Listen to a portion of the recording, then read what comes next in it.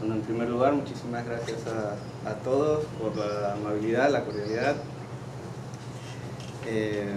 Debo agradecer a la profesora Santoro y al profesor Silva la invitación. Se me ha invitado para hablar en la clase sobre epistemología espinociana. Ya hemos tenido esa oportunidad. Y bien,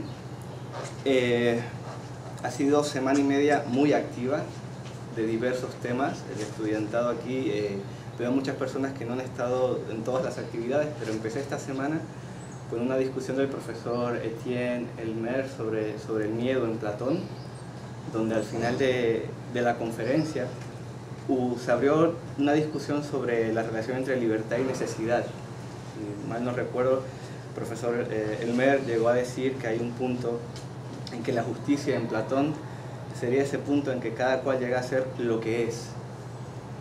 Y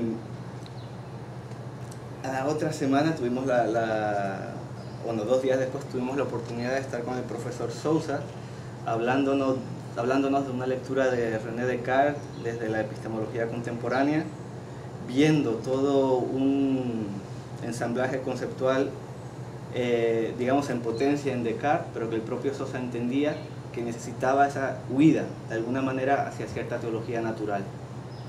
No sin haber pasado en primera instancia por la fundamentación de la primera verdad cartesiana, de ese sujeto cartesiano. Y llevamos toda la semana con un discurso sobre Benjamin, sobre la esperanza desesperanzada. Y bueno, hoy, entre tanta información para los estudiantes, me toca hablar sobre Spinoza. Pido disculpas, pero en el fondo creo que es lo más sensato en la situación en la que me encuentro, tener una conferencia dentro de todo abierta, ¿no? Hay 3 puntos que antes de que ustedes se vayan de aquí quiero que tengan en su haber. Quiero que se vayan con 3 puntos específicos, herramientas que me gustaría darles. Pero una cosa que me ha pasado y que me ha llegado del estudiantado mismo es pues exceptuando a los profesores, digamos, el poco conocimiento que tienen de la obra de Spinoza. Pues cuando empecé el curso sobre epistemología, pues hemos tenido que volver hacia atrás para incluso recordar cuáles son las obras de Spinoza y poner a Spinoza en su contexto, siglo XVII. En primera instancia, el título de esta conferencia, Hacer la lógica interna de Deo, lo que pretendía era hacer una lectura más cerrada de lo que voy a hacer hoy, pero lo que quería era introducirles a la primera parte de la ética. La primera parte de la ética se titula De Dios. Y quería tratar de hacerles ver qué es lo que sucede en esa parte de la ética. Les pregunto, pueden contestar los profesores también, pero entre el público, lectores de la ética, ¿conoces bien la ética? ¿Has leído la ética? Sí. Perfecto. ¿Alguien más? Y los profesores. Muy bien. Pues bien, antes de empezar, y también les digo una cosa, sería importante, en la medida en que vayan apareciendo preguntas, estaré pendiente de ustedes, voy copiando las preguntas, en la medida en que pueda responder de modo inmediato lo haré, si no los llevamos para el final de la conferencia. Pero por favor no dejen que empiece a adentrarme demasiado dentro de la primera parte de la ética de Spinoza y dejándolos atrás de alguna manera. Muy bien, como lo que me sucedió en la clase inicial fue que tuve que hacer un ejercicio de contextualización, quisiera empezar de alguna manera apelando a vuestra imaginación también, que tiene un papel muy importante en Spinoza, que no va a ser lo que primará en la conversación de hoy. Y como saben, Jorge Luis Borges fue un gran lector y amante de Spinoza. Durante toda su vida intentó hacer un libro de Spinoza que nunca terminó de hacer, pero nos legó 2 poemas. Quiero empezar con una especie de ejercicio de éfrasis, de descripción precisa, narrativa de una imagen. Muy curioso, al leer estos versos de Jorge Luis Borges, no pensar en el filósofo meditando este cuadro de Rembrandt. Aquellos que han estado en París pues habrán podido o tendrán cuando vayan la oportunidad de poder ver de primera mano este hermoso cuadro de Rembrandt, Filósofo Meditando. Es un motivo dentro de la pintura de Rembrandt. Hay otro momento en que está el filósofo leyendo. Digamos que este cuadro es un punto de... el libro ya está en la mesa y el filósofo está en una reflexión. Ahora que les leeré en voz alta el texto de Borges, van a ver como una especie de, por lo menos en el punto de partida, de lo que los antiguos llamaban una éfrasis, ese ejercicio iconográfico de descripción narrativa de una imagen. Esto lo traigo a colación por varias razones. En primer lugar, Rembrandt fue casi vecino de Spinoza. Para situar a Spinoza, estamos hablando del siglo XVII holandés, cabría.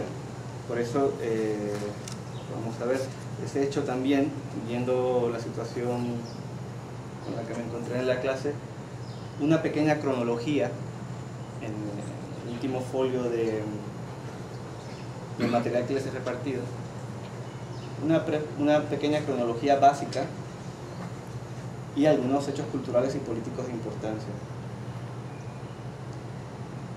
Hay que pensar que la Holanda de Spinoza, que vivió ese siglo de oro holandés, que durante un tiempo tuvo un gobierno republicano de avanzada, fue la Holanda en la que vivió por lo menos 20 años René Descartes, y ahí pudo trabajar una obra como el discurso del método, las meditaciones metafísicas. Fue la Holanda donde se fue John Locke, que nació el mismo año de Spinoza. Es la Holanda de Vermeer, es la Holanda del proceso de consolidación de una clase burguesa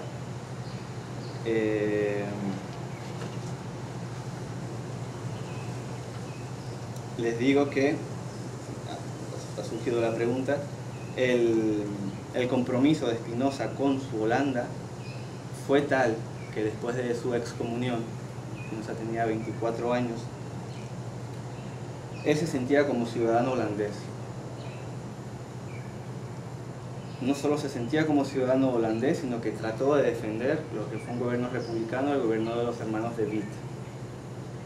El texto del que vamos a hablar hoy, La Ética de Spinoza, Spinoza está trabajando este texto por lo menos desde 1660 a 1662. Spinoza interrumpe la elaboración de la Ética para escribir un texto que tarda 5 años en redactar, que es el famoso Tratado Teológico Político. Texto escrito en latín, texto en el que al final dice abiertamente que lo menos que quiere es ofender, digamos, o desestabilizar al Estado, y texto en el que se preocupa por dividir tajantemente el ámbito de lo teológico de lo filosófico. Todos los que hemos estado siguiendo, por ejemplo, el curso de Benjamin, aquí abre un paradigma totalmente distinto. En ningún momento se desacredita lo religioso, sino se trata de buscar algún punto de cuál es la esencia de lo religioso. Spinoza va a hablar de la obediencia y traduce la obediencia por amor a Dios, de aquellos que mantengan cierta idiosincrasia religiosa. Pero la filosofía se ocupa de otra cosa, se ocupa de la verdad, se ocupa de la libertad. Es un texto que es un texto fundamental también para la libertad de prensa, la libertad de pensamiento. Y Spinoza dedica 5 años completos a este texto. Lo que quiero también que vayamos recogiendo es la multidimensionalidad del autor que vamos a trabajar.